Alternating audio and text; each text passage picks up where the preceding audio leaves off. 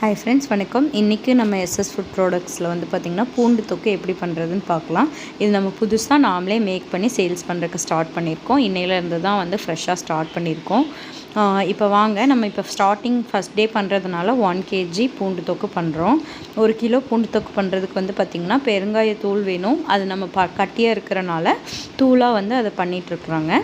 இதுக்கு போக வந்து பார்த்திங்கன்னா இதில் 1.5 ஸ்பூன் வெந்தயம், 1.5 ஸ்பூன் கடுகு எடுத்துக்கோங்க. அது கூட நம்ம வந்து பார்த்திங்கன்னா 1 கிலோ பூண்டு வந்து உரித்து வச்சுருக்கோம், அதையும் எடுத்துக்கலாம். இப்போ வந்து ஒரு வடைச்சட்டி அடுப்பில் வச்சுக்கோங்க. ட்ரையாகவே இருக்கட்டும். கொஞ்சம் ஹீட் ஆனதுக்கப்புறம் நம்ம அந்த கடுகு வெந்தயம் எடுத்து வச்சோம் இல்லைங்களா, அதை போட்டு நல்லா கொஞ்சம் ஃப்ரை பண்ணி எடுத்துக்கலாம். கடுகு வந்து வெந்தயமும் கருகக்கூடாது, பட் கொஞ்சம் நல்லா ஹீட் ஆயிடணும்.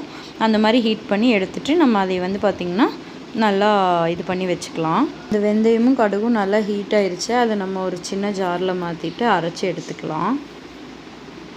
வடைச்சட்டி எடுத்து வச்சுக்கலாம். 1 கிலோ பூண்டுக்கு 1/4 லிட்டர் நல்லெண்ணெய் தேவைப்படும். இது வந்து பார்த்திங்கன்னா உங்களுக்கு இந்த பூண்டை வந்து டீப்பாக ஃப்ரை பண்ணுறதுக்காக எடுத்துருக்கோம். நம்ம பூண்டு கொஞ்சம் கொஞ்சமாக போட்டு நல்லா வதக்கிக்கலாம். இது நல்லா பொன்னிறமாக நல்லா வேகிற வரைக்கும் நல்லா வதக்கிட்டே இருக்கணும்.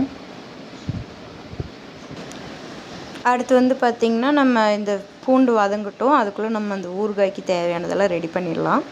ஒரு பாத்திரத்தை நல்லா கனமான பாத்திரத்தை அடுப்பில் வச்சுக்கலாம்.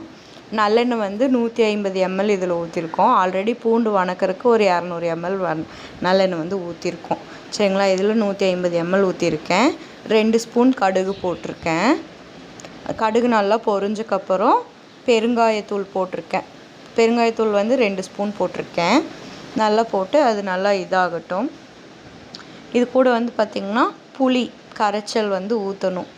புளி கரைசல் வந்து பார்த்திங்கன்னா 150 கிராம் புளி வந்து நம்ம கரைசல் எடுத்து வச்சுருக்கோம்.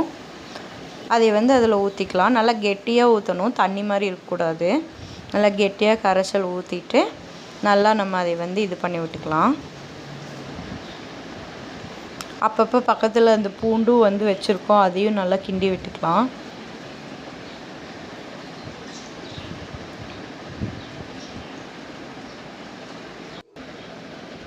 இப்போ அப்படியே வந்து பார்த்திங்கன்னா நம்ம நல்லா எல்லாத்தையும் கிண்டிகிட்டே இருக்கணும். புளி வந்து போட்டோம் இல்லையா, அது கொஞ்சம் ஓரளவுக்கு அந்த ஒரு 5 நிமிஷம் நல்லா கிண்டி விட்டோம்னா அது ஓரளவுக்கு கொஞ்சம் திக்னஸ் ஆயிரும். அப்படியே வந்து பார்த்திங்கன்னா அது கூட மஞ்சத்தூள் வந்து 1 ஸ்பூன் போடுறேன்.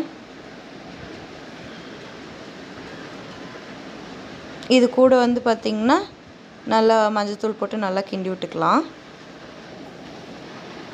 இது கூட வந்து பார்த்திங்கன்னா நாமளே அரைச்ச மசாலா. இது வந்து பார்த்திங்கன்னா நம்ம மிளகாய்த்தூள். உப்பு வந்து தேவையான அளவு போட்டுக்கலாம். உப்பு வந்து பார்த்திங்கன்னா நான் 150 கிராம் உப்பு எடுத்துருக்கிறேன். வேணுங்கிற அளவுக்கு நம்ம போட்டுக்கலாம். போட்டு எல்லாத்தையும் நல்லா கிண்டி விட்டுக்கலாம்.